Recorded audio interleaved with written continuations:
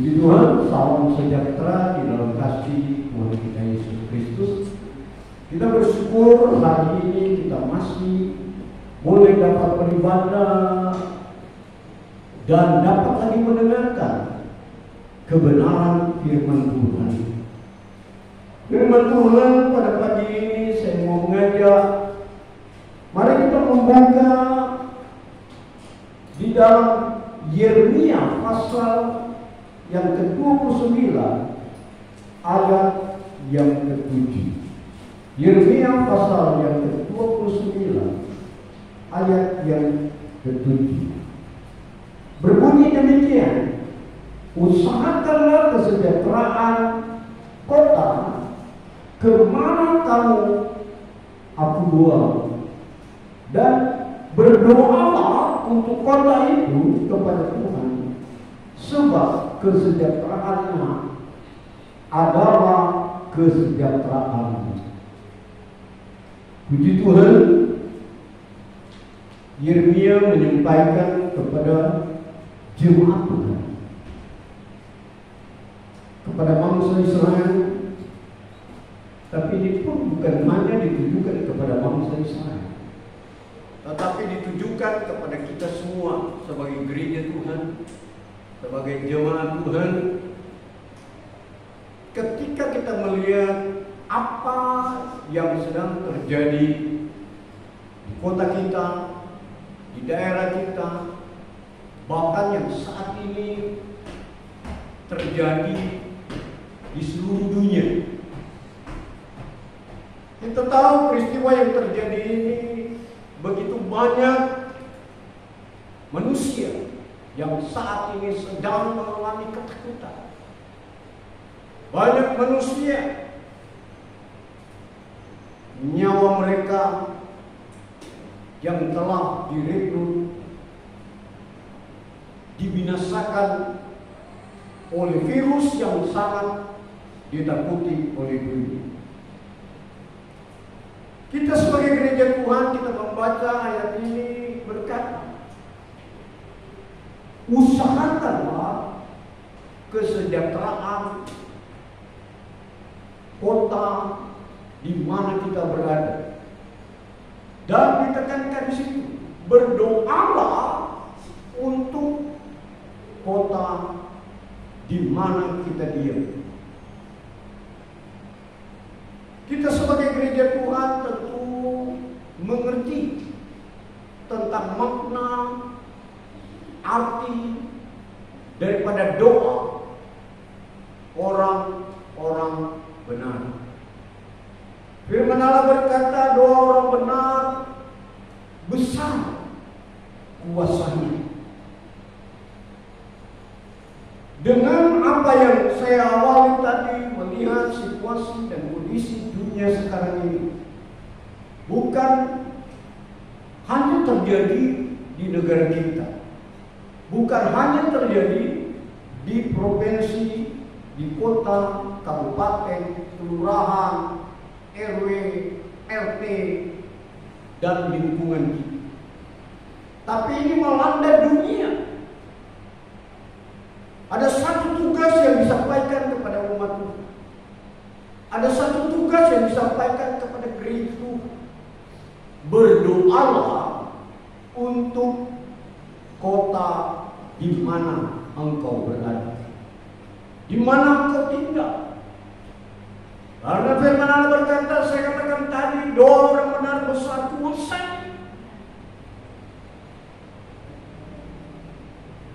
Mengapa situasi dan kondisi saat ini yang dialami oleh bangsa negara kita, dialami oleh dunia, dialami oleh sekitar kita, yang bagi orang dunia tentunya sangat menakutkan. Dan saya tekankan, ini adalah terjadi karena seizin. Mengapa Tuhan mengizinkan hal ini terjadi? Tentunya kita melihat apa yang sedang diperbuat oleh dunia ini. Apakah hal-hal yang menyenangkan hati Tuhan yang sedang terjadi?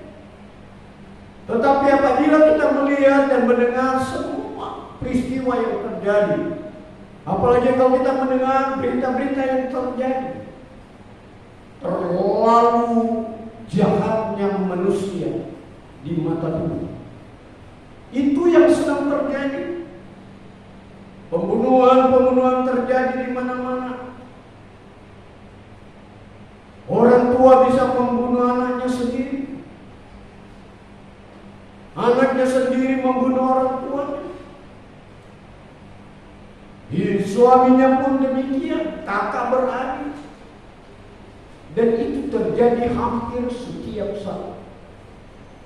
Belum lagi terjadi perampokan dan mengakibatkan pembunuhan. Belum lagi terjadi hal-hal yang tentunya yang mengecewakan Tuhan. Dari sikap, karakter, pola hidup manusia yang tidak lagi menyenangkan hati Tuhan.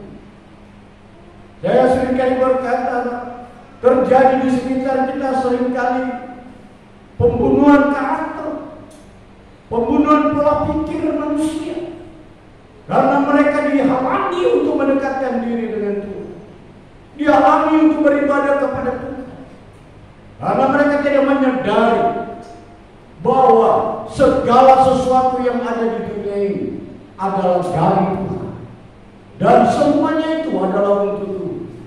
Tapi manusia tidak lagi mentaati kebenaran firman Allah. Yang perbuatan mereka sudah melebihi apa yang peristiwa terjadi di waktu Sodom dan Gomora. Ini yang sedang melanda dunia.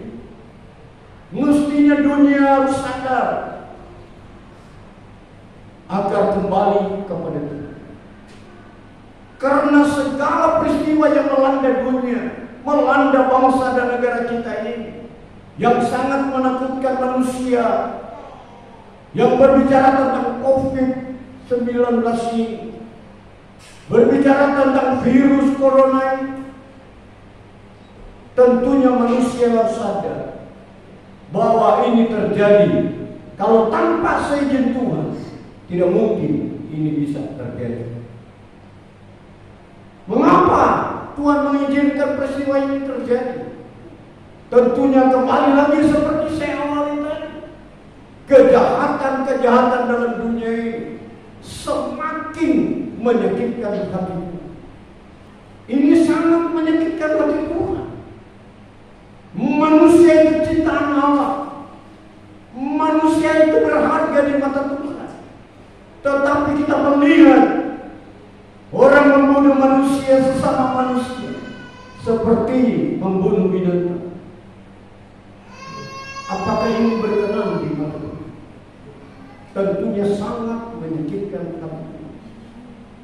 Mari kita sebagai gereja Tuhan belajar daripada apa yang dikatakan firman Tuhan, supaya manusia kembali dan taat kepada Tuhan.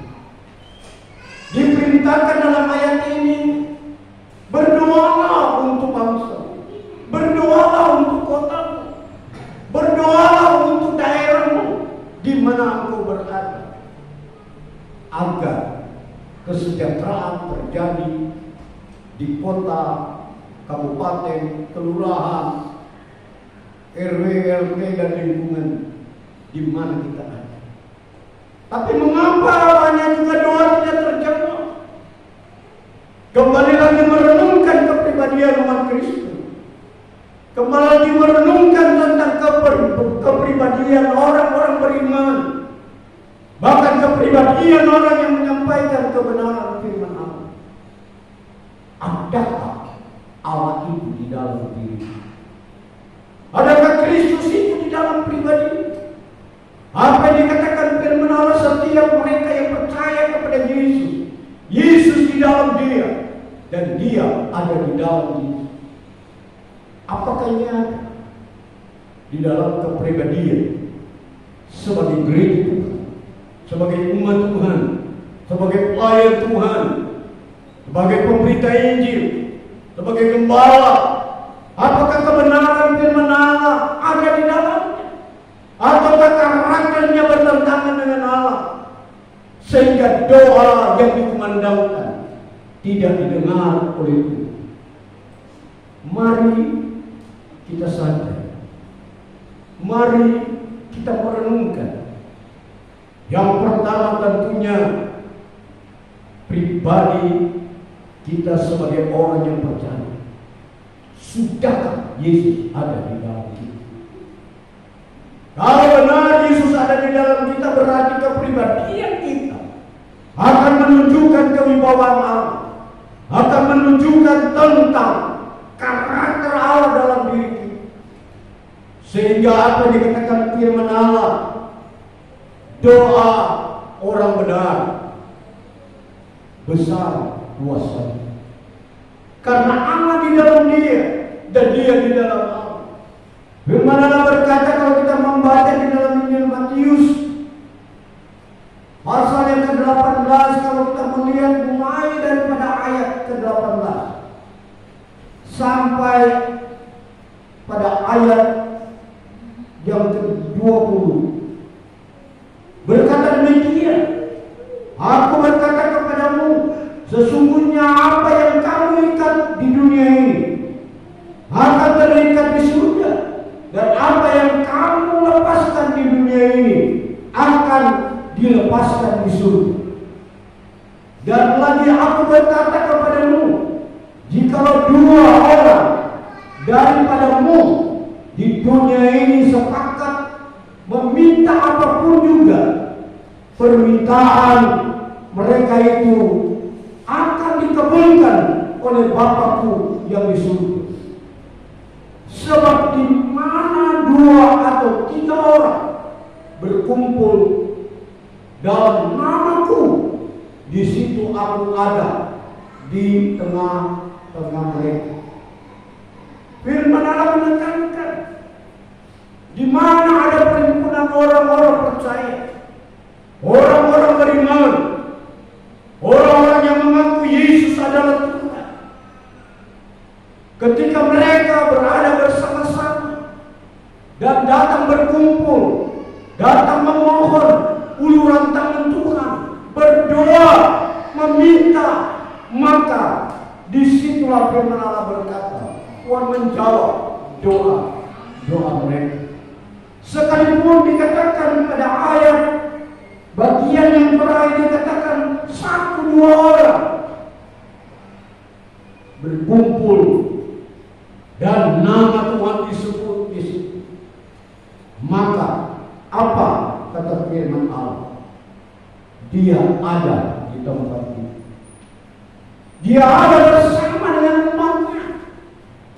Tapi kenapa begitu banyak orang berkumpul, berdoa, meminta agar Tuhan melepaskan daerah saya ini dari segala virus ini, tapi kok belum terlepas, bahkan bertambah.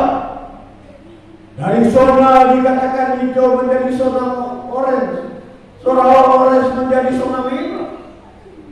Tapi di sana ada umat Tuhan berdoa, di sana ada umat Tuhan yang menyembah, di sana ada umat Tuhan yang meminta. Tetapi kenapa tidak dijawab? Tentu kembali lagi pada diri pribadi kita sebagai diri. Apakah benar Allahmu ada di dalam engkau? Firman-Nya ada di dalam engkau. Karena firman Allah berkata, doa orang benar besar kuasanya. Tapi kenapa engkau sudah berdoa? Kenapa tidak terjawab? Yang seringkali menghalangi doa-doa kita adalah karakter pribadi kita sendiri. Tidak menampakkan sifat dan karakter Allah. Bahkan sesama jemaat sendiri saling menjatuhkan. Sesama pelayan Tuhan sering saling menjatuhkan.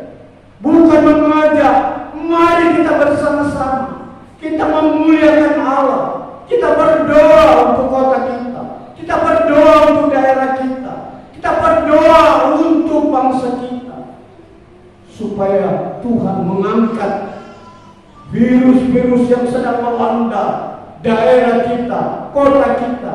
Tetapi Tidak seperti itu yang sering terjadi. Tapi lewat kebenaran firman Allah ini, mari kembalilah kepada kebenaran firman Allah. Kita tahu waktunya Tuhan sudah semakin dekat. Letakkanlah imanmu, letakkanlah keyakinanmu hanya kepada Dia. Itulah Yesus Kristus sebagai Tuhan dan Juru Selamat. Percaya kepada Dia dengan sungguh-sungguh, dan taruhkanlah pengharapanmu yang sungguh-sungguh hanya kepada Dia, dan berdoa sungguh-sungguh kepada Dia, dan taruhkanlah karaktermu sungguh-sungguh sesuai dengan kehendak firman Allah. Melangkahlah dengan iman, melangkahlah dengan keyakinan.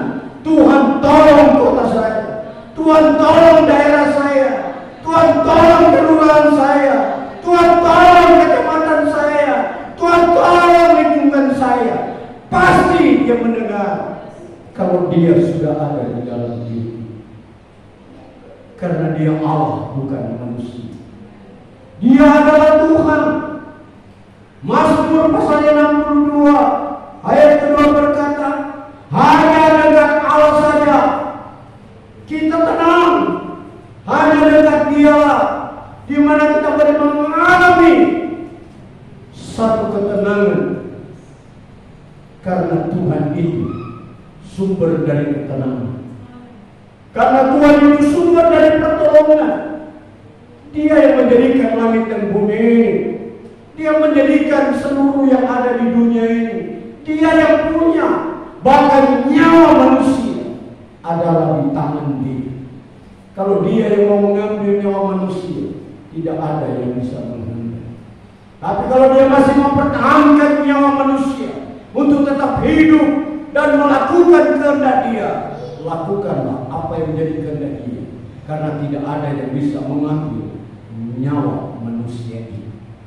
Tetapi mari tuntutan Allah, berdoalah untuk kotamu, berdoa untuk daerahmu, terlebih berdoalah untuk lingkunganmu dan keluargamu. Karena Dialah sumber pertolongan, sumber kekuatan, sumber kesehatan, sumber segala sesuatu yang kita harapkan. Karena tidak ada Allah yang dapat disejajarkan dengan Dia. Hanya Dialah penolong yang dahsyat, yang luar biasa. Tidak ada Allah yang bisa disejajarkan dengan Dia. Mazmur 37 ayat 29 berkata, orang-orang benar diselamatkan oleh Tuhan. Ia adalah tempat perlindungan mereka pada waktu kesesatan. Dia adalah tempat perlindungan.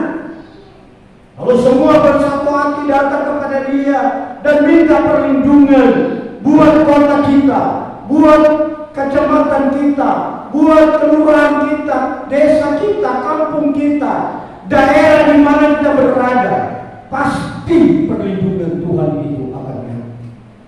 Tapi dituntut kebenaran firman Allah. Setiap pribadi anak Tuhan, orang Kristen, mari kembalilah hidup sesuai kehendak Dia. Marilah lakukan apa kata Tuhan. Apa kata firman Tuhan? Firman Tuhan menginginkan adalah kebersamaan gereja Tuhan, kebersamaan umat Tuhan, kebersamaan di dalam melakukan kehendak Bapa di surga, kebersamaan berdoa dan memohon kepada Tuhan, tolonglah kami semua. Jauhkan dari segala kutuk-kutuk ini, jauhkan dari segala virus ini, jauhkanlah daripada segala dosa, jauhkanlah dari segala permasalahan yang sedang dihadapi, baik dalam bangsa kita, baik dalam lingkungan kita, keluarga kita. Pasti Dia akan menjawab. Karena Dia berkata, mintalah kamu akan diberi, ketuklah maka Dia akan bukakan hati bagi kita, carilah kita akan mendapat. Itulah tuntutan firman Allah. Dalam Mazmur pasal yang ketiga ayat 20 Dia berkata, Dia mengetuk pintu supaya mereka membukakan pintu bagi diri. Ialah pintu hati mereka, pintu hati kita semua, supaya dia masuk, dia hidup bersama-sama dengan kita. Dan kalau dia sudah bersama-sama dengan kita, maka apa yang kita doakan, apa yang kita gumuli, apa yang kita minta, Tuhan pasti akan mendengar.